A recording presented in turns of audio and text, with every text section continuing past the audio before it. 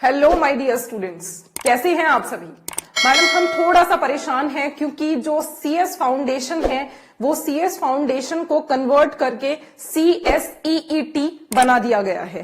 तो क्या हो गया अगर सीएस फाउंडेशन को सीएसईईटी में कन्वर्ट कर दिया। मैम यहां पर नाम में कन्वर्जन के साथ साथ में कोर्स के सिलेबस में भी चेंजेस आए हैं। हाँ, सिलेबस में भी डेफिनेटली चेंजेस आए हैं। सीएस फाउंडेशन में आपके सामने लॉ से रिलेटेड और मैनेजमेंट से रिलेटेड सब्जेक्ट्स हुआ करते थे जो कि अब कन्वर्ट हो गए हैं और आपके सामने लीगल एप्टीट्यूड नाम का एक सब्जेक्ट आ गया है। मैडम सिलेबस में बहुत सारा चेंज आया है और हमारे सामने सबसे बड़ी परेशानी ये खड़ी हो गई है कि सीएस फाउंडेशन का तो पास्ट ईयर के क्वेश्चन पेपर्स मिला करते थे, कुछ पास्ट का मटेरियल था स्टूडेंट्स के पास स्टडी करने के लिए, उन्हें पता हुआ करता था कि कैसे क्वेश्चंस एग्जाम में बन सकते हैं और उन क्वेश्चंस को हम कैसे अटेम्प्ट कर सकते हैं। लेकिन ये तो हमारा फर्स्ट अटेम्प्ट होगा सीएसईईटी के स्टूडेंट्स का, तो हम इस अटेम्प्ट में कैसे अपने क्वेश्चंस को मार्क करेंगे, कैसे अपने क्वेश्चंस को आंसर करेंगे। जब हम क्वेश्चन पेपर को लेकर के बैठेंगे एग्जामिनेशन हॉल में तो हमारे माइंड में तो कुछ भी एक क्लैरिटी नहीं होगी कि कैसे पहले एग्जाम आया करता था, क्योंकि ये हमारा फर्स्ट अटेम्प्ट होगा। कोई प्रॉब्लम नहीं है, अगर ये आपका फर्स्ट अटेम्प्ट है तो यहां पर जैसे भी क्वेश्चंस आपके एग्जाम में आने वाले हैं वो सारे क्वेश्चंस उसी पैटर्न से रिलेटेड क्वेश्चंस टॉपिक वाइज में आपको क्लियर करवाऊंगी with conceptual clarity of the particular topic. तो हम इस सब्जेक्ट के अंदर में यानी कि लीगल एप्टीट्यूड के सब्जेक्ट में कॉन्सेप्चुअल क्लैरिटी करेंगे एवरी टॉपिक की, और साथ ही साथ हर एक टॉपिक से रिलेटेड जो एग्जाम में आपके सामने क्वेश्चन आ सकते हैं उन सभी क्वेश्चंस को हम यहां कवर करेंगे। हर एक टॉपिक के क्वेश्चंस को हम एवरी टॉपिक के क्वेश्चंस को कवर करेंगे, उनके आंसर्स हम कैसे अटेम्प्ट कर सकते हैं, हम एक पर्टिकुलर क्वेश्चन को कैसे अटेम्प्ट करेंगे, कैसे हमें उसका आंसर देना है, वो सभी चीजें मैं आपको टॉपिक वाइज बताऊंगी। तो यहां आपको परेशान होने की बिल्कुल भी रिक्वायरमेंट नहीं है क्योंकि मैं आपको सारा conceptual clarity with practice complete करवाने वाली हूं। तो आज हम लीगल एप्टीट्यूड का फर्स्ट टॉपिक स्टार्ट करने जा रहे हैं जिसका नाम है ऑफर। मैडम पहले ये बताइए कि ये जो ऑफर नाम का टॉपिक है ये टॉपिक आया कहां से है। देखो बच्चे, ये जो टॉपिक है ये बिजनेस लॉ से आया है। आपका बिजनेस लॉ, बिजनेस यानी कि जो भी हमारे डिफरेंट फॉर्म ऑफ ऑर्गेनाइजेशंस हैं, जैसे हमारे सामने कंपनी एक फॉर्म ऑफ ऑर्गेनाइजेशन है, हमारे सामने कंपनी के अलावा पार्टनरशिप एक फॉर्म ऑफ ऑर्गेनाइजेशन है, पार्टनरशिप के साथ साथ लिमिटेड लायबिलिटी पार्टनरशिप हमारे सामने एक डिफरेंट फॉर्म ऑफ ऑर्गेनाइजेशन है, ऐसे ही हमारे सामने प्रोप्राइटरशिप भी होता है और भी बहुत सारे ऑर्गेनाइजेशन हैं जिनके थ्रू हम अपने बिजनेस को स्टार्ट कर सकते हैं, फॉर्म कर सकते हैं। तो यहां पर बिजनेस लॉ की बातें हम लोग कर रहे थे कि बिजनेस लॉ का ही एक टॉपिक है ऑफर, और बिजनेस लॉ की मेजर ऑपरेटिंग यूनिट है इंडियन कॉन्ट्रैक्ट एक्ट। तो यानी कि ये जो ऑफर नाम का टॉपिक है ये कहां से आया है, इंडियन कॉन्ट्रैक्ट एक्ट से। तो आप यहां पर मेरे साथ एक बार नोट डाउन कर लेंगे, जब भी आप स्टडी करने बैठेंगे तो आपको ये पता होना चाहिए कि इंडियन कॉन्ट्रैक्ट एक्ट से ऑफर नाम का एक टॉपिक आपके सामने आया है। इंडियन कॉन्ट्रैक्ट एक्ट 1872 के अंदर में इंट्रोड्यूस हुआ था। इंडियन कॉन्ट्रैक्ट एक्ट 1872 के अंदर में इंट्रोड्यूस हुआ था और उसी चैप्टर का एक टॉपिक है offer. Madam Indian contract act में ऑफर की क्या रेलेवेंस है, मैं आपको आज वही बताने जा रही हूं। देखिए, हम कोई भी बिजनेस स्टार्ट करने जा रहे हैं, आप मुझे बताइए आज के सिनेरियो के हिसाब से क्या कोई भी बिजनेस रिटर्न डॉक्यूमेंटेशन के बिना चल सकता है? मैम बिल्कुल नहीं। आप देखो ना, कंपनी के अंदर में अगर आप कोई भी काम कर रहे हैं तो क्या वहां पर आपको किसी अग्रीमेंट या कॉन्ट्रैक्ट को क्रिएट करने की रिक्वायरमेंट पड़ेगी या नहीं पड़ेगी? बिल्कुल पड़ेगी। अगर हमने क्रिएट नहीं किया तो हो सकता है डॉक्यूमेंटेशन की कमी होने की वजह से हमें आगे आप कॉन्सिक्वेंसेस जो फेस करने पड़ सकते हैं। तो हमें जो नेगेटिव इफेक्ट है, कॉन्सिक्वेंसेस हैं, वो फेस करना पड़ सकता है। दैट इज वाई हम हर एक बिजनेस के अंदर में क्या करते हैं, हर एक बिजनेस में हम डॉक्यूमेंटेशन रेडी करते हैं, वो भी लीगल डॉक्यूमेंटेशन, और वहां पर अग्रीमेंट और कॉन्ट्रैक्ट यूजुअली क्रिएट किए जाते हैं बिजनेस को स्मूथ वे में रन करने के लिए।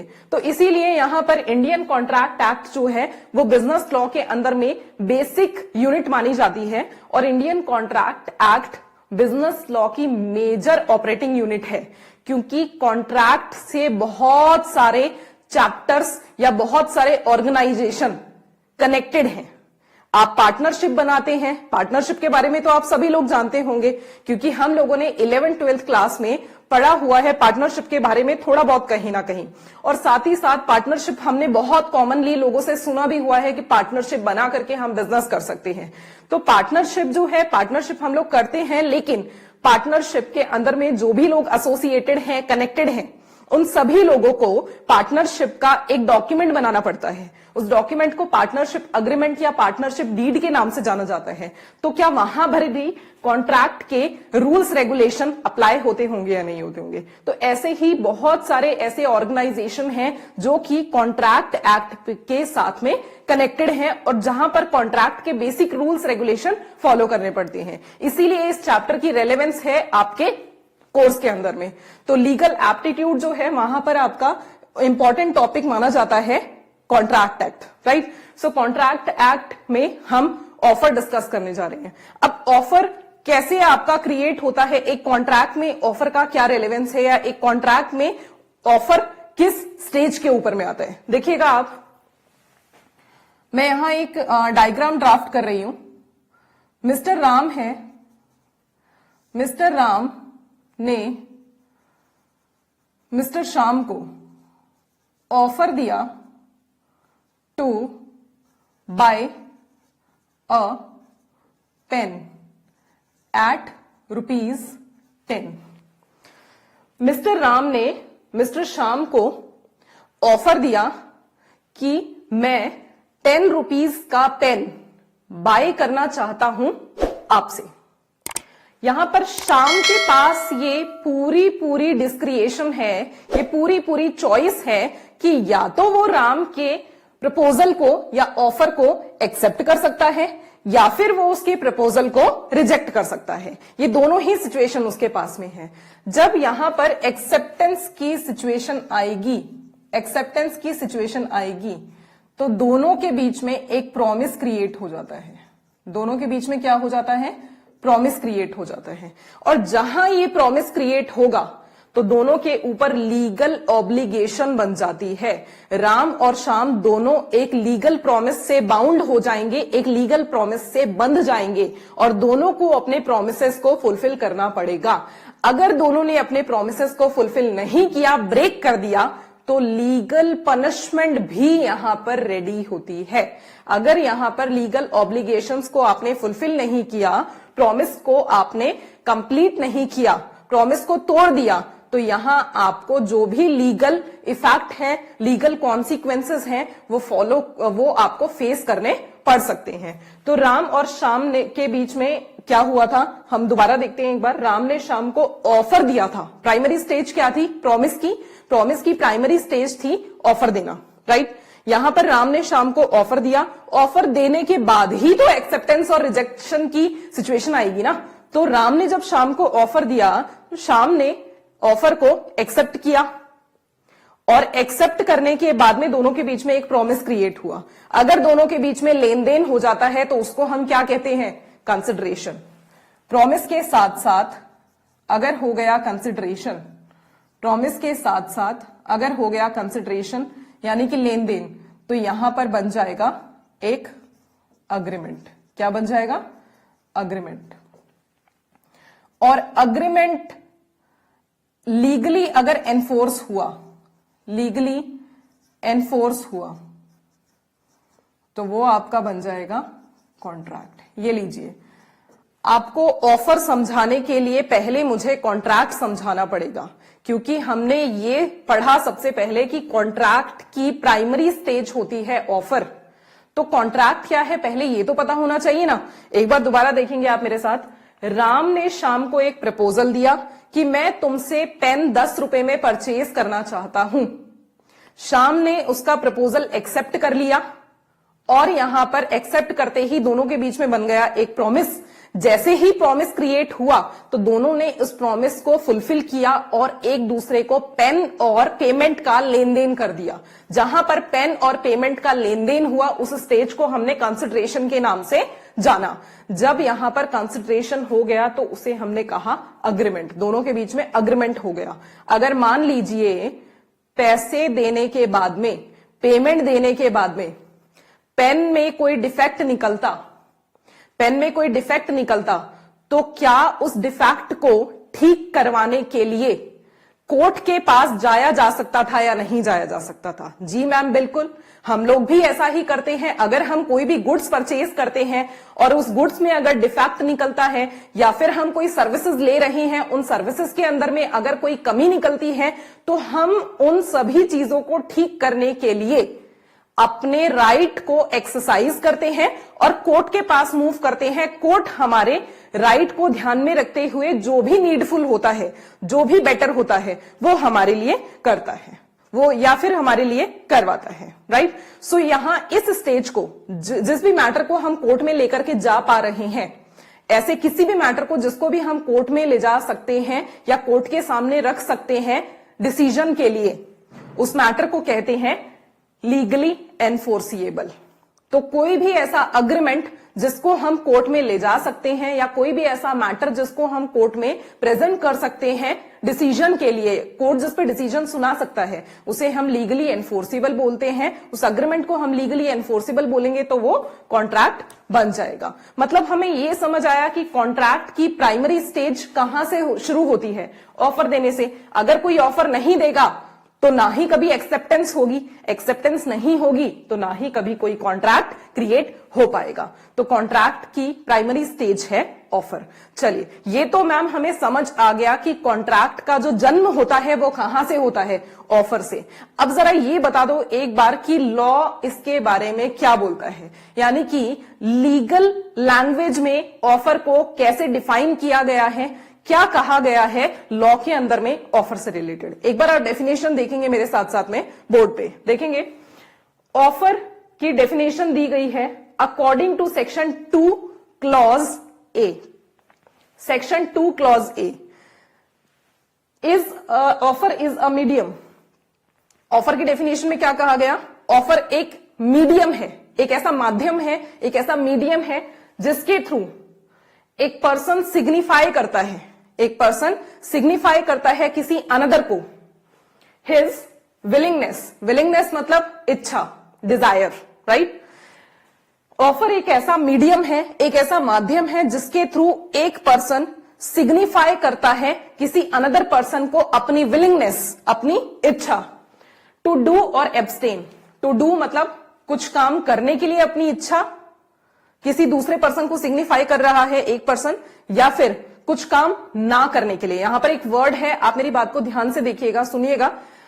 मैंने एक वर्ड लिखा है यहां पर एब्सटेन। एब्सटेन का मतलब होता है स्टॉप टू डू समथिंग।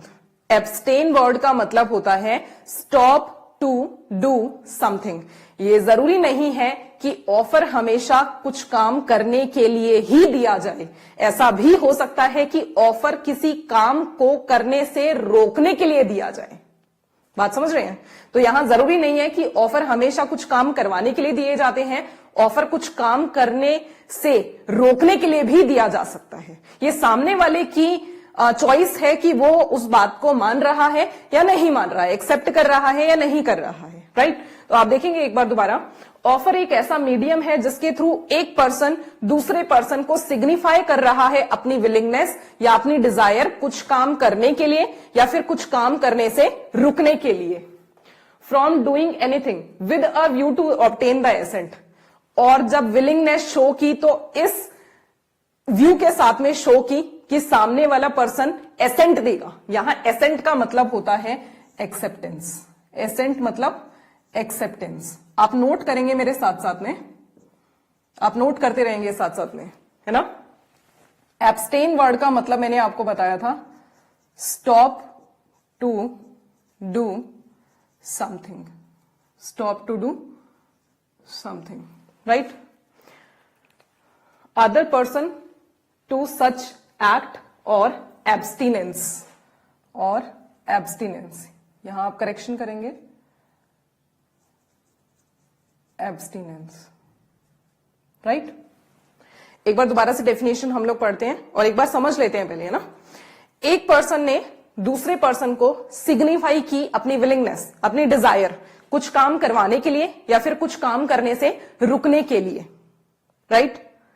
कुछ काम करवाने के लिए या कुछ काम करने से रुकने के लिए।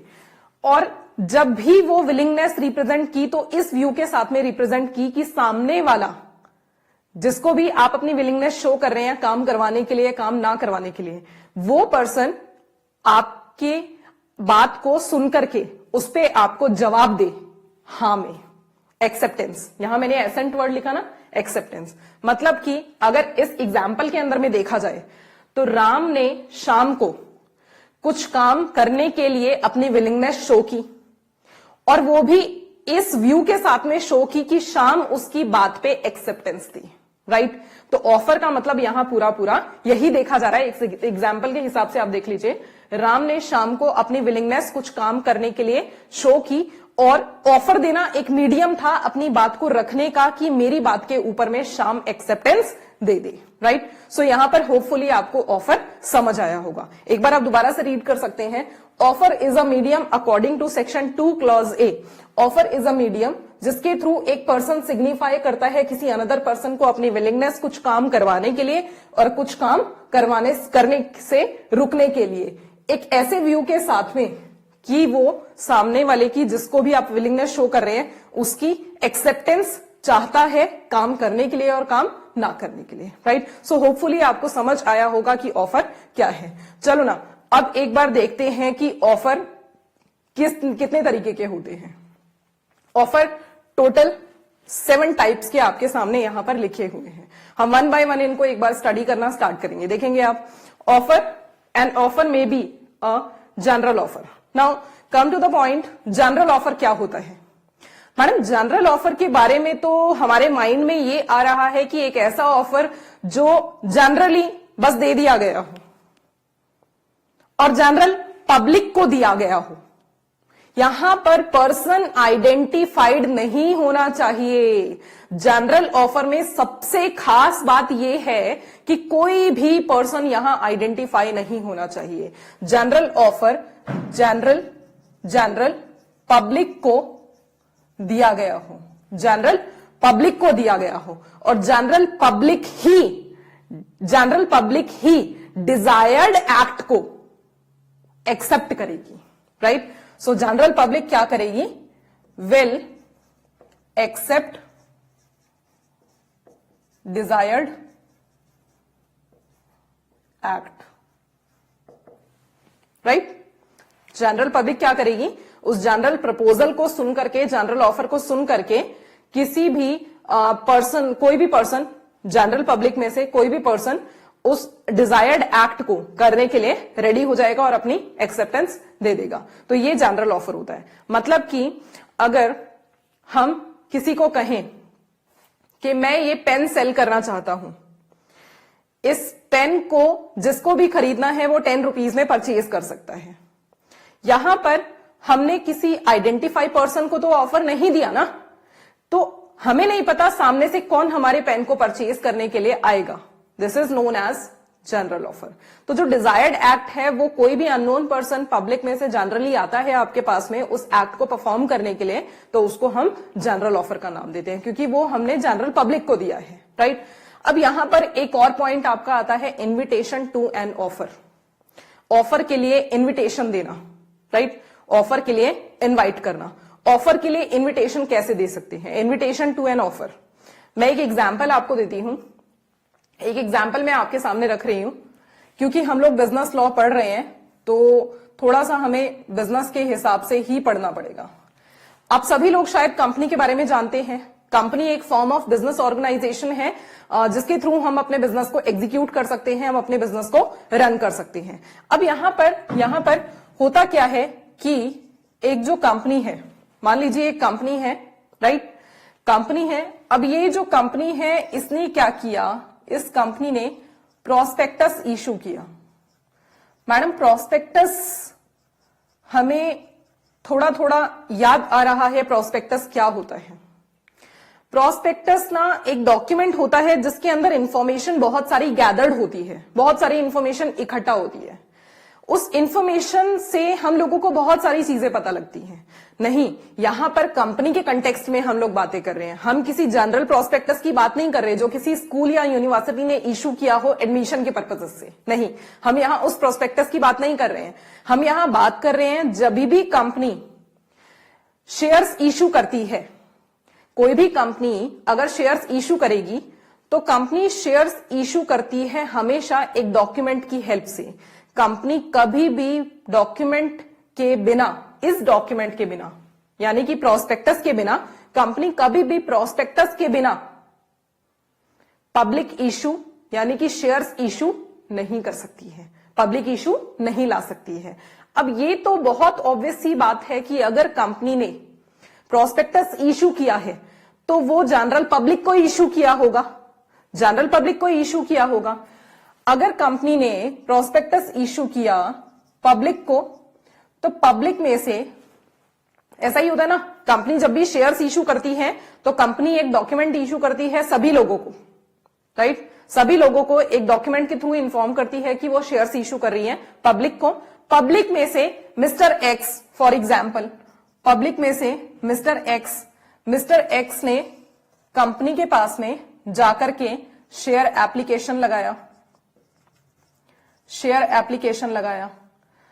कंपनी शेयर एप्लीकेशन के बेसिस पे हो सकता है मिस्टर एक्स की एप्लीकेशन को एक्सेप्ट कर ले, हो सकता है मिस्टर एक्स की एप्लीकेशन को रिजेक्ट कर दे। तो यहां पर थर्ड सिचुएशन क्या आती है, थर्ड सिचुएशन आती है एक्सेप्ट और रिजेक्ट की, एक्सेप्ट और रिजेक्ट की। नाउ अब आप देखेंगे एक बार कि यहां पर क्या हुआ। यहां पर 3 स्टेजेस आई आपके सामने। फर्स्ट, कंपनी ने पब्लिक को प्रोस्पेक्टस इशू किया, शेयर इशूइंग डॉक्यूमेंट होता है बेसिकली, राइट। पब्लिक में से मिस्टर एक्स ने शेयर एप्लीकेशन लगाई और शेयर एप्लीकेशन के बेसिस पे कंपनी ने या तो एक्सेप्ट किया एप्लीकेशन या फिर रिजेक्ट कर दिया। अब यहां पर क्या हुआ, यहां पर जो फर्स्ट स्टेज है prospectus issue, share issuing document, share issuing document क्या डॉक्यूमेंट है, ये है इन्विटेशन टू एन ऑफर। तो मैडम यहां पर ऑफर क्या है, देखो ना, ऑफर यहां पर है मिस्टर एक्स ने जब शेयर एप्लीकेशन लगाया, शेयर एप्लीकेशन मिस्टर एक्स का कंपनी को लगाना इज ऑफर। तो यहां पर जो प्रोस्पेक्टस इशू करने वाली बात है यानी कि point number 1, that is invitation to an offer, offer के लिए इन्विटेशन। और जो शेयर एप्लीकेशन की बात है पॉइंट नंबर 2, मिस्टर एक्स ने जब कंपनी को शेयर एप्लीकेशन लगाया, दैट इज ऑफर। और जो थर्ड स्टेज है वो तो मैंने आपको बता ही दिया कि कंपनी या तो एक्सेप्ट करेगी या रिजेक्ट करेगी। तो जो प्राइमरी स्टेज आपकी है ना प्रोस्पेक्टस इशू, वो प्रोस्पेक्टस इशू है इन्विटेशन टू एन ऑफर। मतलब कंपनी पब्लिक को बोल रही है कि आओ और मुझे शेयर एप्लीकेशन लगाओ, मुझे ऑफर दो, मैं तुम्हारे ऑफर को देख करके ये डिसाइड करूंगी कि मुझे तुम्हारा शेयर एप्लीकेशन एक्सेप्ट करना चाहिए या फिर रिजेक्ट करना चाहिए। तो एक्सेप्टेंस और रिजेक्शन की सिचुएशन तो किसके बाद आती है, ऑफर के बाद, हमारे एग्जाम्पल के अकॉर्डिंग। तो यहां पर जो ऑफर दिया वो किसने दिया, वो ऑफर दिया था पब्लिक में से मिस्टर एक्स ने, राइट। तो ये आपका एग्जाम्पल था इन्विटेशन टू एन ऑफर का। और भी बहुत सारे एग्जाम्पल हैं इन्विटेशन टू एन ऑफर में। यहां पर एक और एग्जाम्पल आता है टू लेट। जब हम रूम रेंट पर लेने जाते हैं अकोमोडेशन के लिए, तो वहां पर टू लेट का जो बोर्ड लगा होता है, that to let board is invitation to an offer. वो इनवाइट किया गया है ऑफर के लिए, इनवाइट किया गया है उस बोर्ड के थ्रू ऑफर के लिए। टू लेट का जो बोर्ड है that is invitation to an offer. उस बोर्ड को देख करके जो रेंटल है या टेनेंट है वो जाकर के लैंडलॉर्ड के पास में क्या करता है, ऑफर देता है एक नॉमिनल अमाउंट के ऊपर में। अब ये लैंडलॉर्ड की डिस्क्रिएशन होती है, लैंडलॉर्ड की मर्जी होती है कि लैंडलॉर्ड दिए गए प्राइस के ऊपर में रूम रेंट पे देने के लिए एक्सेप्टेंस देता है या फिर रिजेक्शन देता है। तो यहां पर जो टू लेट का बोर्ड है that is invitation to an offer. तो यहां मैं आपको कुछ कुछ टर्म्स बता देती हूं, क्या क्या चीजें ऐसी हैं जो इन्विटेशन टू एन ऑफर होती हैं। और मैं आपको एक और चीज बता दूं, इन्विटेशन टू एन ऑफर कोई भी लीगल ऑब्लिगेशन क्रिएट नहीं करती। लीगल ऑब्लिगेशन हमेशा ऑफर और एक्सेप्टेंस क्रिएट करता है। इन्विटेशन टू एन ऑफर तो जस्ट एक इंटेंशन होता है, ऑफर जस्ट एक इंटेंशन होता है किसी काम को डिक्लेयर करने के लिए या किसी काम को करने के लिए। यहां पर कोई ऑफर नहीं होता इन्विटेशन टू एन ऑफर। वो तो आपको इनवाइट किया गया है, ऑफरर को इनवाइट कर रहे हैं कि आओ हमारे पास और हमें ऑफर दो। हम देखेंगे आपके ऑफर को हमें एक्सेप्ट करना है या रिजेक्ट करना है। मैं एग्जांपल आपको दे देती हूं। Public notices, catalogues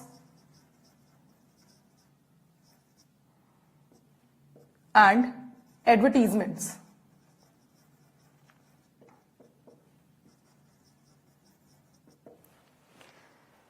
public notices, catalogues and advertisement, ये जितनी भी चीजें हैं ये सब इन्विटेशन टू एन ऑफर होती हैं। ये हम इनवाइट करते हैं ऑफर के लिए पब्लिक को।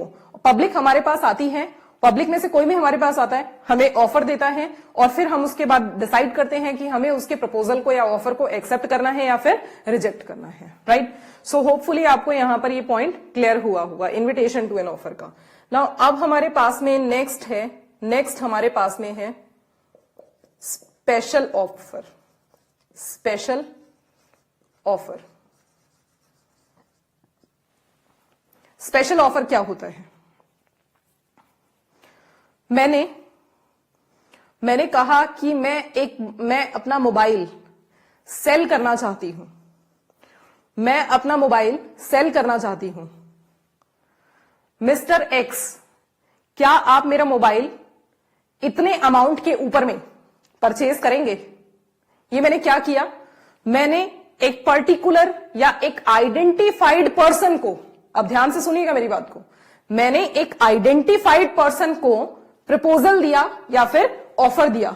जब भी किसी आइडेंटिफाइड पर्सन या स्पेशल पर्सन को ऑफर दिया जाता है, पर्टिकुलर पर्सन को ऑफर दिया जाता है या फिर क्लास ऑफ पर्संस को ऑफर दिया जाता है, तो उसे हम कहते हैं स्पेशल या फिर स्पेसिफिक ऑफर। राइट। तो आप यहां लिख लेंगे identified offer given to identified person. Identified person or class of person. Class of person जैसे फॉर एग्जांपल हम एक कम्युनिटी ऑफ द पर्संस को, जैसे फॉर स्पेसिफिकली हमारा ऑफर अगर डॉक्टर्स की सोसाइटी के लिए है, इंजीनियर्स की सोसाइटी के लिए है या फिर पर्टिकुलरली हमारा आर्किटेक्चर की सोसाइटी के लिए है, तो वो क्लास ऑफ पर्संस हो गया। मतलब जहां पर एक पर्टिकुलर क्लास के पर्संस अवेलेबल होंगे, उनको अगर हमने ऑफर दिया तो वो भी स्पेशल ऑफर ही कहलाएगा। राइट। सो यहां पर आइडेंटिफाइड पर्सन को या फिर पर्टिकुलर पर्सन को अगर ऑफर दिया गया तो वो स्पेशल या स्पेसिफिक ऑफर कहलाएगा। चलिए, स्पेशल और स्पेसिफिक ऑफर की बातें तो यहां पर हो गई हैं। अब थर्ड हमारे सामने है cross offer. Madam, cross offer क्या होता है? क्रॉस ऑफर क्या होता है? क्रॉस ऑफर का सीधा सीधा रिलेशन होता है आइडेंटिकल वर्ड से। आइडेंटिकल वर्ड मैम थोड़ा बहुत सुना हुआ लग रहा है। आइडेंटिकल वर्ड का मतलब होता है मिलता जुलता हुआ या फिर सिमिलर। राइट। आप यहां लिख लेंगे क्रॉस ऑफर आइडेंटिकल या फिर similar offer. In ignorance of each others offer. जब दो लोगों ने एक दूसरे के लिए ऑफर प्रिपेयर किए होते हैं और वो भी सिमिलर या फिर आइडेंटिकल, मतलब कि मिलते जुलते हुए ऑफर एक दूसरे के लिए जब दो लोगों ने प्रिपेयर किए होते हैं in ignorance of each others offer, तो उसको हम क्रॉस ऑफर कहते हैं। क्रॉस ऑफर ऑलवेज रिलेट करता है आइडेंटिकल और सिमिलर वर्ड से।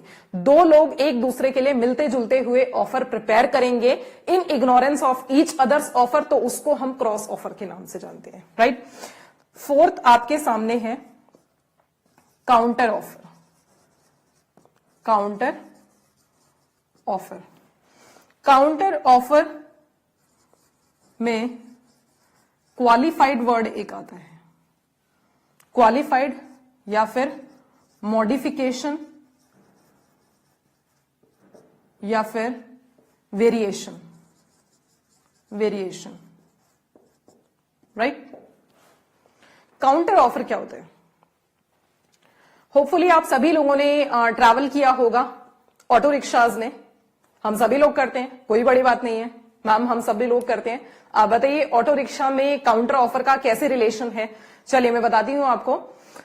मान लीजिए कि आप एक ऑटो रिक्शा ड्राइवर के पास गए और आपने ऑटो रिक्शा ड्राइवर को कहा कि मुझे पर्टिकुलर इस डेस्टिनेशन के ऊपर में जाना है। ऑटो रिक्शा ड्राइवर ने कहा मैम चलेंगे या सर चलेंगे। तो वहां पर आपने कहा कि मैं वहां जाना चाहता हूं लेकिन आप मुझे फेयर बता दीजिए। ऑटो रिक्शा ड्राइवर ने आपको कहा 100 रुपीज में लेकर के जाऊंगा। आपने कहा चलना है तो 80 रुपीज में चलो। यहां आपने क्या किया? आपने ऑटो ड्राइवर के ओरिजिनल ऑफर के अंदर, मतलब जो 100 रुपीज का प्रपोजल ऑटो ड्राइवर ने आपको दिया, उस 100 रुपीज के अंदर में आपने जो मॉडिफिकेशन किया, जो चेंज किया, और चेंज करके आपने 80 रुपीज का उसको दोबारा से एक ऑफर दे दिया, उसको कहेंगे काउंटर ऑफर। अब सोचो, आपने जो दोबारा से ऑफर दिया ऑटो रिक्शा ड्राइवर को, वो ऑटो रिक्शा ड्राइवर को आपने 80 रुपीज का ऑफर दे दिया। अब उसकी मर्जी है, या तो वो एक्सेप्ट कर सकता है आपके 80 रुपीज वाले प्रपोजल को, या फिर वो रिजेक्ट कर सकता है आपके 80 रुपीज वाले प्रपोजल को। तो ऑफर के बाद ही तो एक्सेप्टेंस की सिचुएशन और रिजेक्शन की सिचुएशन आती है। तो यहां पर दो ऑफर हो गए। एक तो हो गया ओरिजिनल ऑफर जो ऑटो ड्राइवर ने 100 रुपीज का आपको दिया, और ओरिजिनल ऑफर में जब भी कोई मॉडिफिकेशन या वेरिएशन करके आप उसी पर्सन को वो ऑफर देते हैं तो वही ऑफर काउंटर ऑफर कहलाता है। यानी कि यहां पर मॉडिफिकेशन और वेरिएशन क्या था? 80 रुपीज का। यहां आपने जो 20 रुपीज लेस कर दिए ना, 80 रुपीज कन्वर्ट कर दिया उसको, वो था आपका counter offer auto rickshaw driver को, राइट।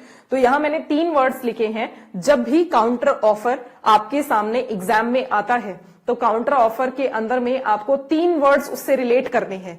क्वालिफाइड यानी कि विद चेंजेस। क्वालिफाइड वर्ड का मतलब क्या है? With changes. क्वालिफाइड एक वर्ड है, इसका मीनिंग आप लोग नोट डाउन करेंगे अभी अपनी नोटबुक के अंदर, क्योंकि ये वर्ड कॉमन नहीं है, आपके माइंड से स्किप हो सकता है। क्वालिफाइड वर्ड का मतलब है विद चेंजेस। काउंटर ऑफर में आप क्या करते हैं? ओरिजिनल ऑफर के अंदर में मॉडिफिकेशन या चेंजेस करके सामने वाले को दोबारा एक ऑफर दे देते हैं, तो वो काउंटर ऑफर कहलाता है। और उसके अंदर में हम उसे क्या बोलते हैं कि हमने ओरिजिनल ऑफर में चेंजेस कर दिए हैं, और ये चेंजेस कहलाते हैं क्वालिफाइड, राइट। क्वालिफाइड। तो यहां पर क्वालिफाइड वर्ड का चेंजेस से रिलेशन है, मॉडिफिकेशन कर दिया आपने या फिर कुछ बदलाव कर दिए, तो ये है आपके सामने काउंटर ऑफर। नेक्स्ट आपके सामने है स्टैंडिंग, ओपन या कॉन्टिन्यूइंग ऑफर। एक ऐसा ऑफर जो ओपन रहे for period of time, for certain period of time. जब एक ऑफर ओपन रहता है तो उसको हम किस नाम से जानते हैं? स्टैंडिंग, कॉन्टिन्यूइंग या फिर open offer. Offer remain, note करेंगे आप, open for certain period of time. जैसे फॉर एग्जाम्पल टेंडर। टेंडर जब भी ओपन होता है तो आपको पता है कि वो कुछ समय के लिए, 10 दिन के लिए, 8 दिन के लिए ओपन होता है। तो जो टेंडर सप्लाई ऑफ गुड्स का ओपन होता है वो आपका सर्टेन पीरियड ऑफ टाइम के लिए ओपन रहता है, राइट। तो ऐसे offer which will remain open for certain period of time is known as standing, open or continuing offer, right? So hopefully आपको ये समझ आया होगा. Tender of supply of goods is the example of this offer. Next है express offer.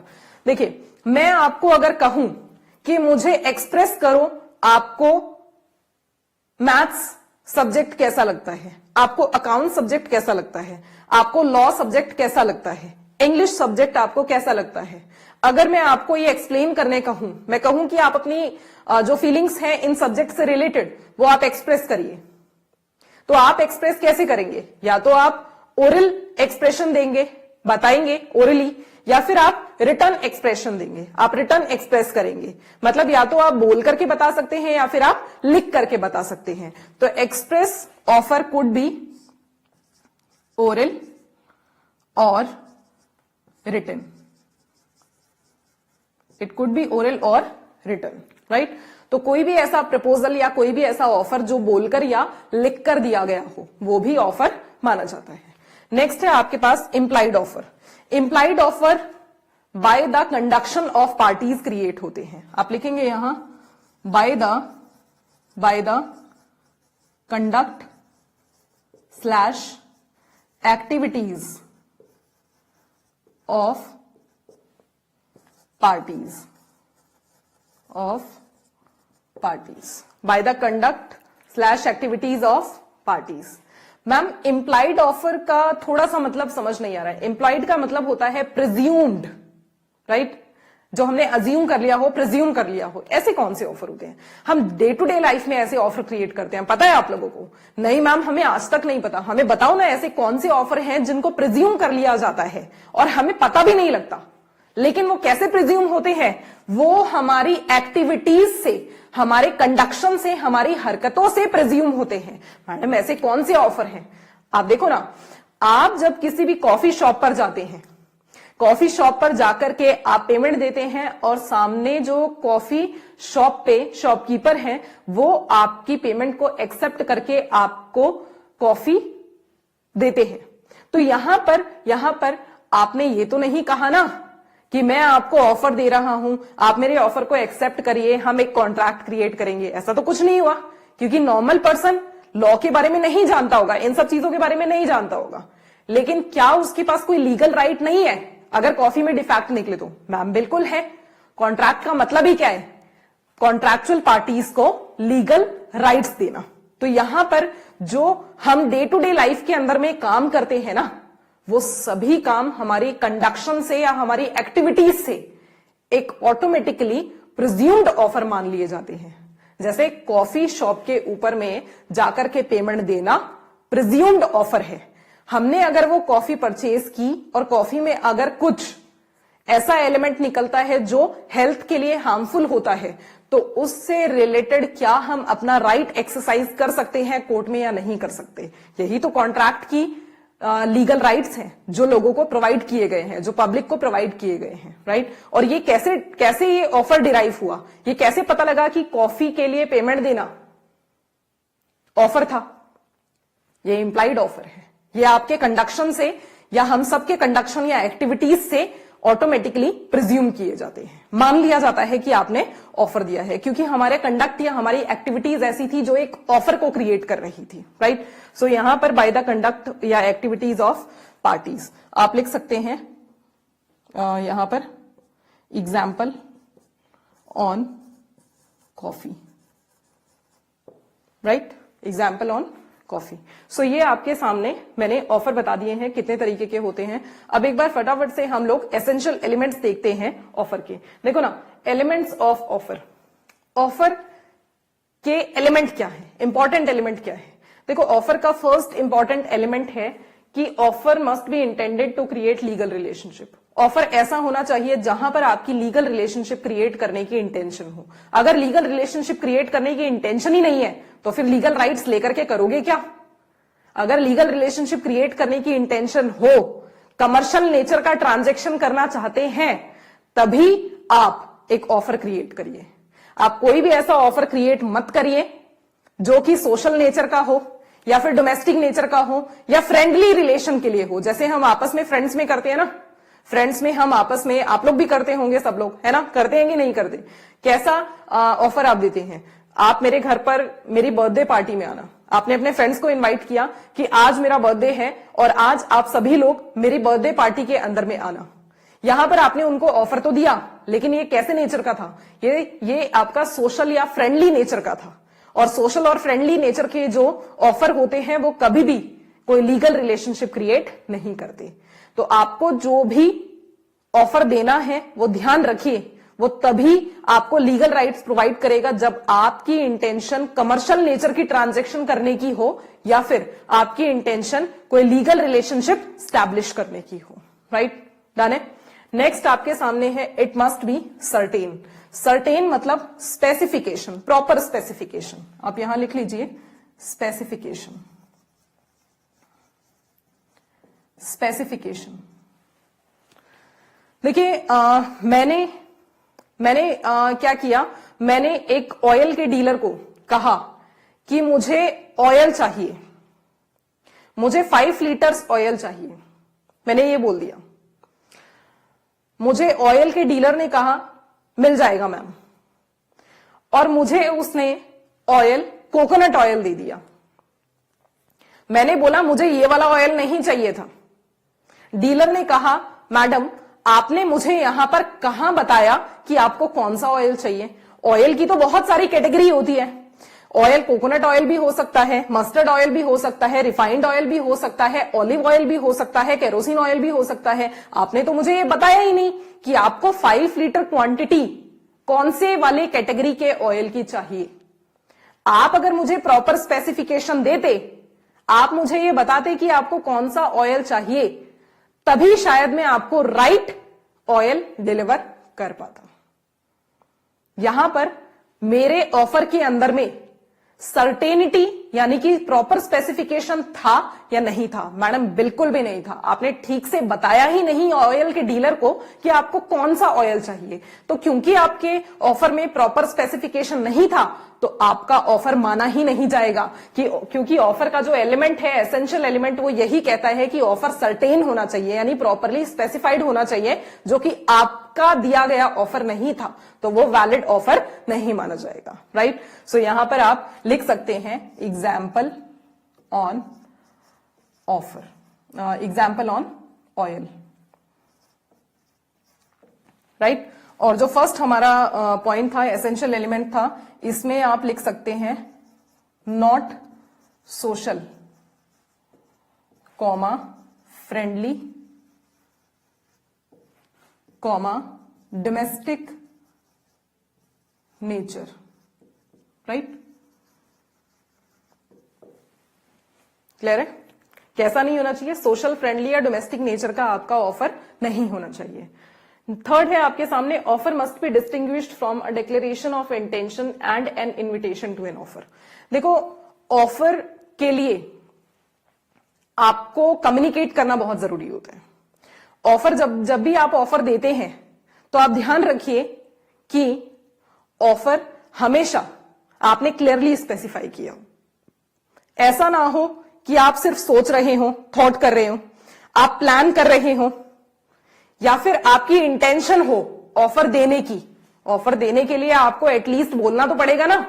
हमने यहां पर देखा ना कि ऑफर ओरल या रिटर्न दोनों हो सकता है, या फिर आपके कंडक्शन से प्रिज्यूम किया जा सकता है। राइट, तो या तो आपको ऐसा कंडक्शन या एक्टिविटीज करनी पड़ेगी कि वो ऑफर नजर आए, या फिर आपको बोलना पड़ेगा या आपको लिखना पड़ेगा, तभी ऑफर माना जाएगा। अगर आपने बोला भी नहीं, लिखा भी नहीं, कंडक्ट भी नहीं किया, एक्टिविटीज भी नहीं की ऑफर की तरह, तो फिर कैसे ऑफर प्रिज्यूम होगा? आप सिर्फ अभी प्लान कर रहे हैं, माइंड में सोच रहे हैं, आप अभी थॉट प्रोसेस आपका चल रहा है कि मैं ऑफर दूंगा, मैं अपनी कार सेल करूंगा। आपका थॉट चल रहा है, अभी आप प्लानिंग कर रहे हैं, आप अभी सोच रहे हैं, आपकी इंटेंशन है ऑफर देने की, लेकिन अभी तक दिया नहीं है। तो क्या ये ऑफर माना जाएगा? नहीं। इंटेंशन ऑफर देने की रखना काफी नहीं है ऑफर के लिए, उसके लिए आपको क्लियरली ऑफर डिलीवर करना पड़ता है। राइट, और इन्विटेशन टू एन ऑफर तो वैसे भी ऑफर नहीं होता। इन्विटेशन टू एन ऑफर तो जस्ट पब्लिक को इनवाइट करना होता है। पब्लिक में से कोई भी आकर के आपको ऑफर देगा, आप अपनी मर्जी से उस ऑफर को एक्सेप्ट या रिजेक्ट कर सकते हैं। यहां पर मैं आपको एक केस लॉ बता रही हूं, एक बहुत फेमस केस लॉ है, बहुत famous case law, Harris versus Nicholson. Harris versus Nickerson. Harris versus Nickerson case के अंदर क्या हुआ था? निकरसन एक ऐसा पर्सन था जिसने फर्नीचर सेल एडवर्टीजमेंट न्यूज़पेपर के अंदर दिया था, राइट? मैं यहां लिख रही हूं इस केस का जो मैटर था, furniture sale advertisement in newspaper given by an, यानी कि निकरसन। निकरसन ने फर्नीचर सेल एडवर्टीजमेंट दिया था न्यूज़पेपर के अंदर में, राइट? हरीश ने न्यूज़पेपर को रीड किया और हरीश ने ऑक्शन की दी गई डेट और टाइम के ऊपर में आकर के फर्नीचर सेल एडवर्टीजमेंट को देखते हुए उसने फर्नीचर को बाय करने की इंटेंशन शो की। अब यहां पर निकरसन जो है वो उस फर्नीचर को ऑलरेडी बेस्ट रेट्स के ऊपर में बेच चुका था, राइट? बेस्ट रेट के ऊपर निकरसन सेल कर चुका था। हरीश ने निकरसन के ऊपर में केस कर दिया और ये कहा कि जब इन्होंने फर्नीचर सेल की एडवर्टीजमेंट न्यूज़पेपर में दे दी है तो मैंने उसको एक्सेप्ट कर लिया है। जब मैंने उसको एक्सेप्ट कर लिया है तो अब तो निकरसन को फर्नीचर मुझे ही सेल करना पड़ेगा। कोर्ट ने कहा ध्यान से पढ़ो, मैंने एक रूल बताया था कि कोई भी पब्लिक नोटिस, कोई भी कैटलॉग या फिर कोई भी एडवर्टीजमेंट ऑफर नहीं होगी, वो इनविटेशन टू एन ऑफर होगी। जब वो ऑफर है ही नहीं तो आपकी तो एक्सेप्टेंस का सवाल ही नहीं उठता। तो यहां पर आपकी एक्सेप्टेंस हुई नहीं क्योंकि इनविटेशन टू एन ऑफर था वो न्यूज़पेपर का एडवर्टीजमेंट, और इनविटेशन टू एन ऑफर कोई भी लीगल ऑब्लिगेशन क्रिएट नहीं करता। वो ऑफर होता है और एक्सेप्टेंस होता है जो लीगल ऑब्लिगेशन कॉन्ट्रैक्चुअल पार्टीज पे क्रिएट करता है। इनविटेशन टू एन ऑफर कोई भी लीगल ऑब्लिगेशन क्रिएट नहीं करता। तो यहां पर निकरसन का न्यूज़पेपर में एडवर्टीजमेंट देना इनविटेशन टू एन ऑफर था और वो कोई लीगल ऑब्लिगेशन क्रिएट नहीं करता, इसीलिए आपका जो केस है वो जस्टिफाइड नहीं है, राइट? आपकी एक्सेप्टेंस नहीं मानी जाएगी। क्लियर है? नेक्स्ट है offer must be communicated. Offer must be communicated यहां पर था लालिमन शुक्ला वर्सेस, एक बहुत फेमस केस लॉ था यहां पर भी, लालिमन शुक्ला वर्सेस गौरीदत्त। लालिमन शुक्ला वर्सेस गौरीदत्त। यहां हुआ क्या था कि गौरीदत्त के घर का एक स्मॉल किड मिसिंग हो गया था और गौरीदत्त का एम्प्लॉय होने के नाते लालिमन शुक्ला उस किड को, उस बच्चे को, चाइल्ड को ढूंढने के लिए चला गया। लालिमन शुक्ला चाइल्ड को ढूंढने के लिए गया और गौरीदत्त ने रिवॉर्ड डिक्लेयर कर दिया। लेकिन रिवॉर्ड की जो नॉलेज थी, रिवॉर्ड होता है ना कि अगर कोई मिसिंग है तो ढूंढने वाले को इतना इनाम दिया जाएगा, है ना? तो पहले ऐसा भी हुआ, पहले भी हुआ करता था ऐसा, अभी भी होता है और पहले भी हुआ करता था कि मिसिंग को अगर कोई ढूंढ करके लेके आ रहा है तो उसको हम इतने अमाउंट का रिवॉर्ड देंगे। तो गौरीदत्त ने ऐसा ही कोई रिवॉर्ड डिक्लेयर किया उस चाइल्ड को ढूंढ कर लाने वाले के लिए, राइट? लेकिन ये जो ऑफर था रिवॉर्ड वाला, ये ऑफर लालिमन शुक्ला को कम्युनिकेट नहीं किया। अब लालिमन शुक्ला तो नॉर्मल पर्सन था और ग्रीडीनेस आ गया, लालच आ गया उसके अंदर। जब बच्चे को वो ढूंढ करके लेके आया तो लालिमन शुक्ला ने गौरीदत्त को कहा कि मुझे रिवॉर्ड का अमाउंट चाहिए। गौरीदत्त ने मना कर दिया। गौरीदत्त ने बोला नहीं मिलेगा रिवॉर्ड का अमाउंट। लालिमन शुक्ला ने बोला ऐसा क्यों, मेरे साथ नाइंसाफी क्यों? तो गौरीदत्त ने कहा कि मेरा इसमें कोई दोष नहीं है, ये जो रिवॉर्ड था ये तुम्हारे तक पहुंचा ही नहीं। जब तुम्हारे तक नहीं पहुंचा तो ये ऑफर कैसे हुआ, और ऑफर नहीं हुआ तो फिर ऑब्वियसली मैं इस पेमेंट को देने के लिए तुम्हें बाउंड हूं ही नहीं, मैं बंधी हुई नहीं हूं इस पेमेंट को देने के लिए तुम्हें, राइट? मैं बंधा हुआ नहीं हूं इस पेमेंट को देने के लिए। तो यहां पर लालिमन शुक्ला ने केस फाइल कर दिया गौरीदत्त के ऊपर रिवॉर्ड के अमाउंट को डिमांड करने के लिए। और कोर्ट ने पता क्या जजमेंट दिया? कोर्ट ने कहा कि जब ऑफर आपको कम्युनिकेट हुआ ही नहीं तो आपकी एक्सेप्टेंस का तो सवाल ही नहीं उठता। तो offer must be communicated to the offeree. तो यहां पर दो पार्टीज होती हैं, फर्स्ट है ऑफरर और दूसरा है ऑफरी। ऑफरर ऑफरी को कम्युनिकेट करेगा, राइट? ऑफर ऑफरी को कम्युनिकेट करेगा offer completely. Completely, right. Completely offeror offeree को कम्युनिकेट करेगा ऑफर। ऑफरर वो पर्सन होता है जो ऑफर देता है, ऑफरी वो पर्सन होता है जिसको ऑफर देता है। मतलब हमारे एग्जाम्पल के अकॉर्डिंग अगर देखें तो राम है ऑफरर, श्याम है ऑफरी। जो ऑफर दे रहा है, क्रिएट कर रहा है, वो कौन है? राम। और जिसको दे रहा है ऑफर वो कौन है? श्याम। तो हमारे एग्जाम्पल के अकॉर्डिंग राम है ऑफरर और श्याम है ऑफरी, राइट। ऑफरर कम्युनिकेट करेगा ऑफरी को, तभी वो ऑफर कम्युनिकेट माना जाएगा और वो वैलिड ऑफर होगा, राइट। नेक्स्ट है offer must be made with the view to obtain accent.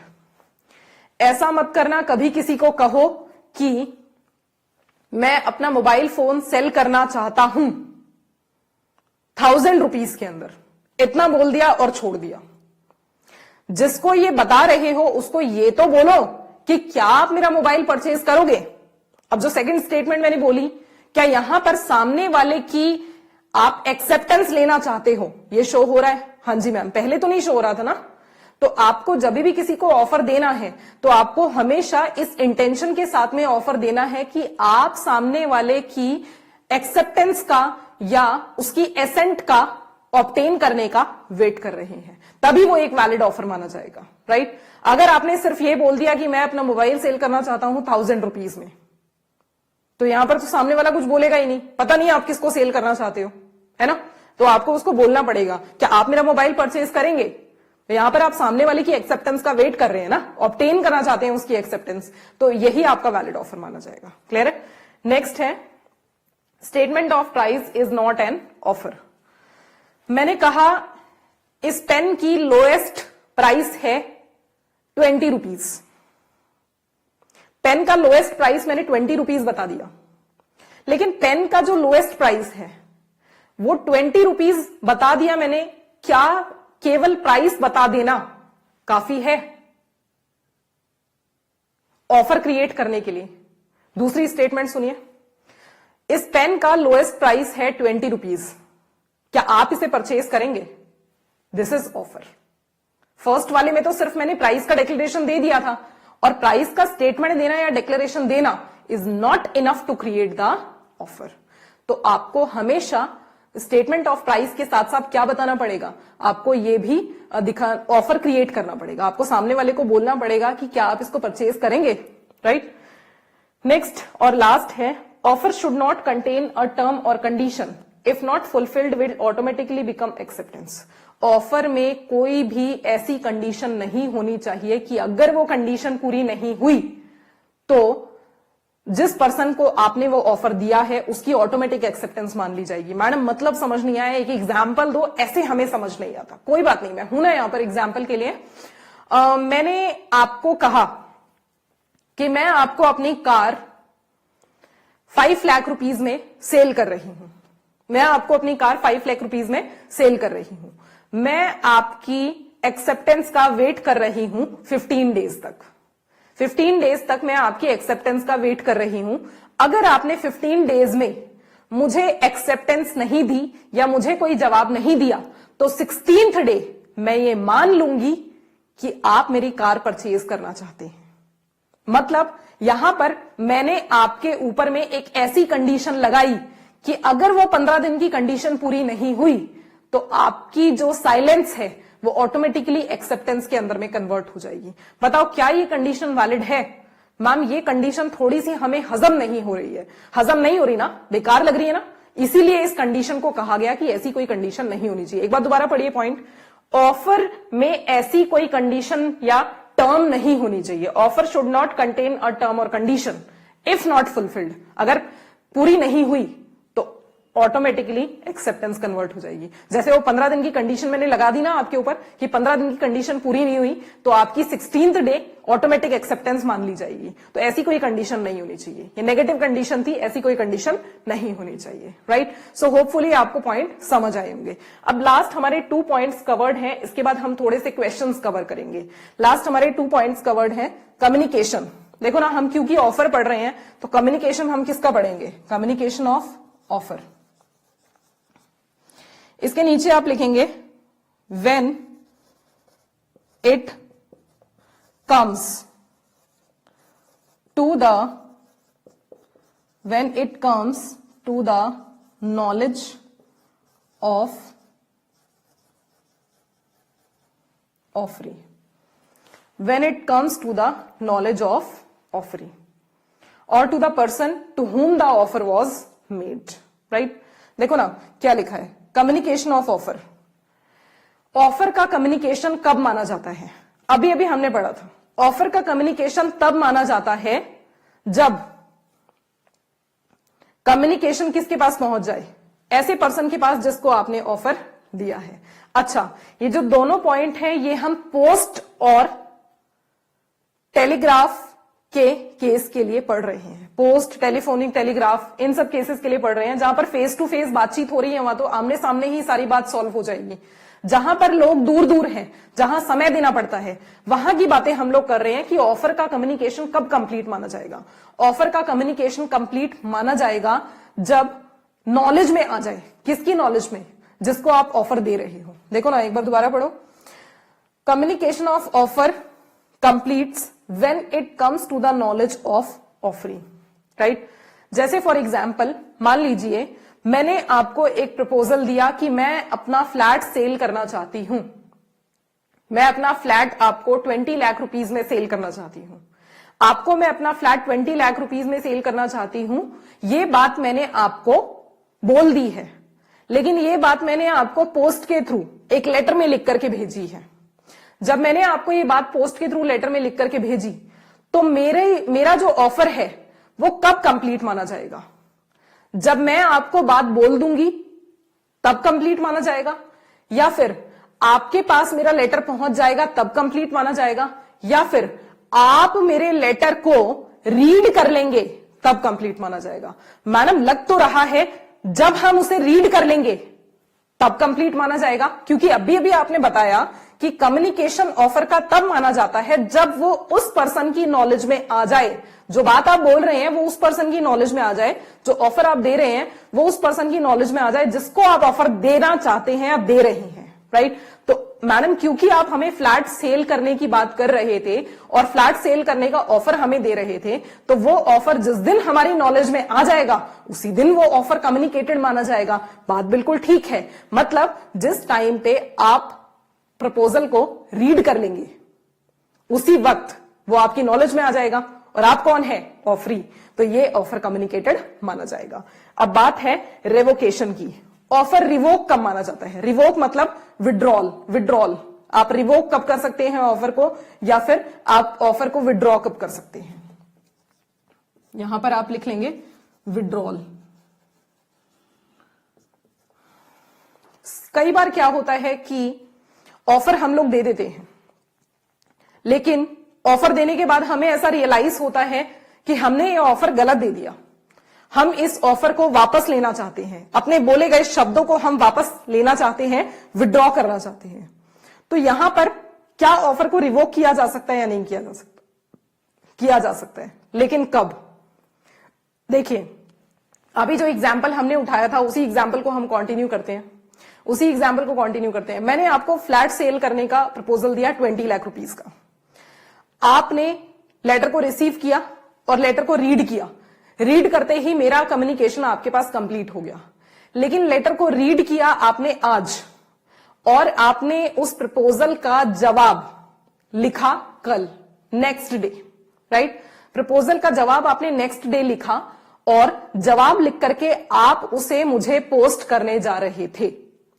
तो जिस वक्त आप लेटर ऑफ एक्सेप्टेंस, मेरे प्रपोजल का लेटर ऑफ एक्सेप्टेंस जिस वक्त आप पोस्ट करने जाएंगे, उसके पहले पहले मैं उस प्रपोजल को रिवोक कर सकती हूं। यानी कि अगर आपने एक बार लेटर ऑफ एक्सेप्टेंस पोस्ट कर दिया ना मेरे लिए, तो फिर मैं उस ऑफर को रिवोक नहीं कर सकती। जो भी करना है वो आपके लेटर ऑफ एक्सेप्टेंस यानी कि ऑफरी के एक्सेप्ट करना और एक्सेप्टेंस का लेटर पोस्ट करने के पहले पहले करना पड़ेगा, राइट? तो यहां पर on or before post the letter of acceptance,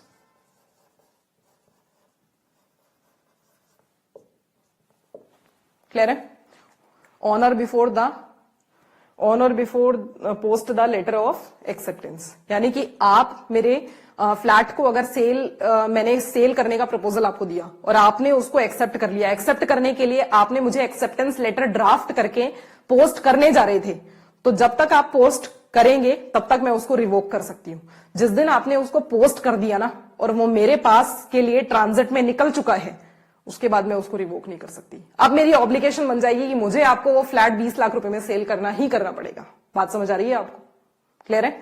तो ये आपके सामने था कंप्लीट टॉपिक। होपफुली आपको समझ आया होगा। मैं आपको 1 मिनट का समय दे रही हूं, आप जो भी बोर्ड पर लिखा है उसे नोट डाउन करेंगे। इसके बाद में हम अपना कवरेज करेंगे कुछ इसी टॉपिक से रिलेटेड क्वेश्चंस का, राइट? तो क्वेश्चन हम लोग प्रैक्टिस करने जा रहे हैं थोड़ी देर में। आप एक काम करेंगे, आप इसको नोट करेंगे।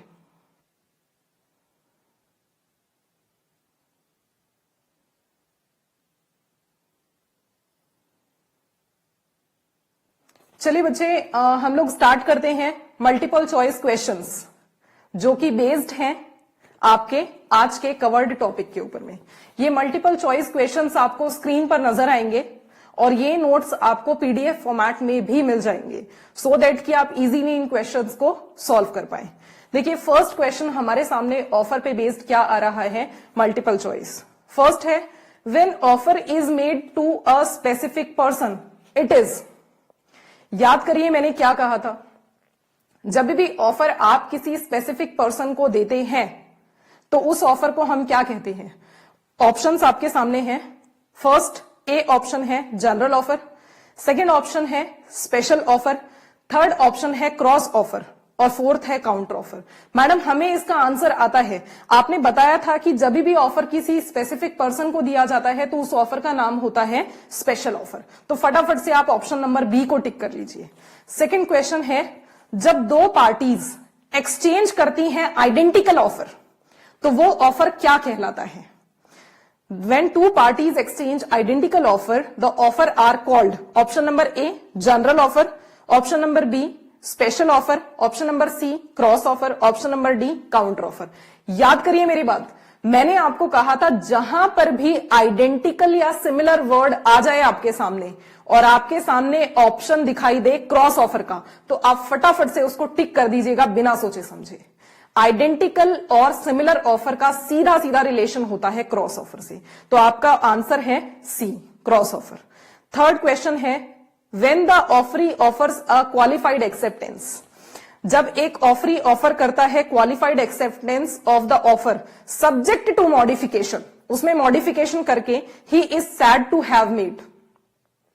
जब भी ऑफरी ऑफर करता है क्वालिफाइड एक्सेप्टेंस यानी कि चेंज करता है, अपनी एक्सेप्टेंस तो देता है लेकिन चेंज कर देता है ओरिजिनल ऑफर के अंदर, तो उसको मैडम हमें याद है क्या है आंसर। एक बार ऑप्शन देख लीजिए, जल्दबाजी नहीं करनी है हमें। ऑप्शन नंबर ए है general offer, option number B है special offer, option number C है cross offer, option number D है काउंटर ऑफर। मैडम आपने बताया था क्वालिफाइड, मॉडिफिकेशन और वेरिएशन, इन तीनों में से कोई भी वर्ड अगर आता है तो उसका सीधा रिलेशन होता है काउंटर ऑफर के साथ, तो आपका आंसर है option number D, that is counter offer. Question number 4, all offer is allowed to remain open for acceptance over a period of time is known as। याद करिए मैंने आपको क्या बताया था कि ऐसे ऑफर जो पीरियड ऑफ टाइम के लिए ओपन रहते हैं उन्हें हम किस नाम से जानते हैं। ऑप्शन देखिए, option number A general offer, option number B special offer, option number C cross offer, option number D standing, continuing या ओपन ऑफर। मैडम इसका आंसर है डी, स्टैंडिंग, कॉन्टिन्यूइंग या ओपन ऑफर, क्योंकि यही एक ऐसे ऑफर हैं जो कुछ समय के लिए ओपन रहते हैं। आपने इसमें एग्जाम्पल भी हम लोगों को दिया था, हमें बिल्कुल याद है। चलिए नेक्स्ट है tender for supply of goods. क्या ये एग्जाम्पल मैंने आपको दिया था या नहीं दिया था कि tender for supply of goods क्या होता है, किसका एग्जाम्पल है। ऑप्शंस देखिए, option number A general offer, option number B special offer, option number C cross offer, option number D standing, continuing या ओपन ऑफर।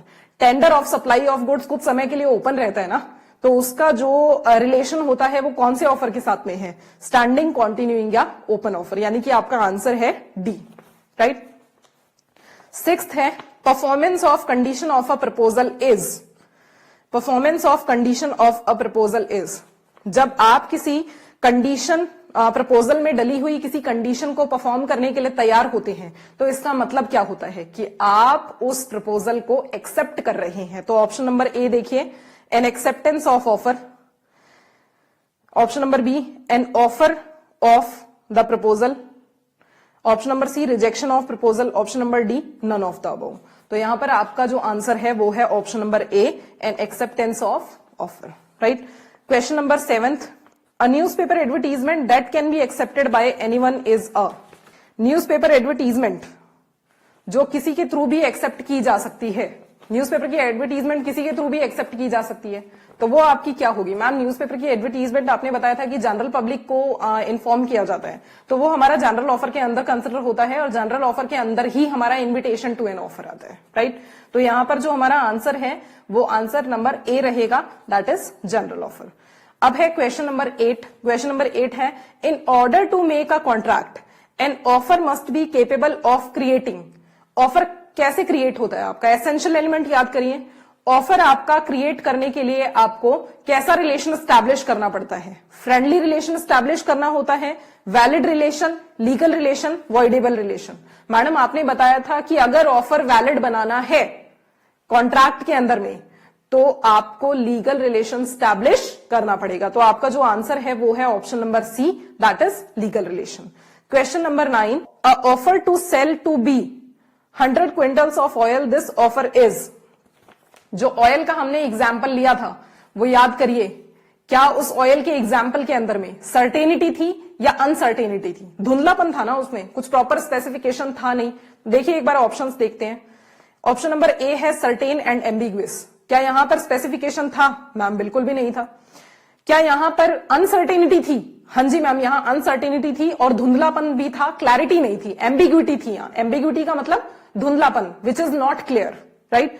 तो ऑप्शन नंबर बी जो है वो हमारा आंसर है, ambiguous and uncertain, right. Question number 10th है, an offer can be. Offer हमारे कैसे कैसे हो सकते हैं? सिर्फ एक्सप्रेस हो सकते हैं, option number A. Option number B, only implied, क्या इंप्लाइड हो सकते हैं? Option number C, either express or implied, express भी हो सकता है और इंप्लाइड भी हो सकता है। Option number D, none of the above. हमारा जो आंसर है वो है ऑप्शन नंबर सी, क्योंकि हमारा ऑफर एक्सप्रेस भी हो सकता है और इंप्लाइड भी हो सकता है, right. Question number 11, N offer में बी। एक ऑफर कैसा हो सकता है? कंडीशनल नहीं हो सकता क्या? कंडीशन हो सकती है लेकिन नेगेटिव कंडीशन नहीं होनी चाहिए। मतलब ऐसी कोई कंडीशन नहीं होनी चाहिए कि सामने वाला साइलेंट है तो भी आप उसको एक्सेप्टेंस कन्वर्ट कर रहे हैं, है ना। कंडीशन तो हो सकती है लेकिन पॉजिटिव कंडीशन होनी चाहिए, नेगेटिव कंडीशन नहीं होनी चाहिए। तो यहां पर ऑफर कैसा? ऑफर में बी कंडीशनल, यानी कि ऑप्शन नंबर बी जो है वो आपका करेक्ट आंसर है। Question number 12, an offer. Option number A है, एक ऑफर में कंटेन हो सकती है एक टर्म जो कंप्लाई नहीं की तो वो एक्सेप्टेंस बन जाएगी। ये तो नेगेटिव कंडीशन है, ये तो हमने मना कर रखा है। ऑप्शन नंबर बी, ऐसी कोई कंडीशन नहीं होनी चाहिए कि वो कंप्लाई नहीं हुई तो एक्सेप्टेंस बन जाएगी। हाँ, ये ऑप्शन ठीक लग रहा है क्योंकि ये हमारा एसेंशियल एलिमेंट भी था कि ऐसी कोई कंडीशन नहीं होनी चाहिए कि सामने वाले की साइलेंस भी एक्सेप्टेंस में कन्वर्ट हुई है, right. Option number C, should contain a term not compliance of which would amount to acceptance. Option number D, none of the above. तो हमारा जो आंसर है वो है ऑप्शन नंबर बी, कि ऐसी कोई कंडीशन नहीं होनी चाहिए कि वो फुलफिल नहीं हुई तो ऑटोमेटिक एक्सेप्टेंस कन्वर्ट हो जाए, right. Question number 13, a counter offer. Counter offer is an acceptance of offer. क्या ऐसा होता है? Option number B, is an acceptance with a variation. Madam आपने बताया था वेरिएशन वर्ड आए तो बिना सोचे समझे टिक कर देना। हाँ बिल्कुल ठीक है, ऑप्शन नंबर बी आपका करेक्ट आंसर है। Question number 14. It is important to know the exact time when the offer or acceptance is made or complete. Offer और offer कब complete मानी जाती है?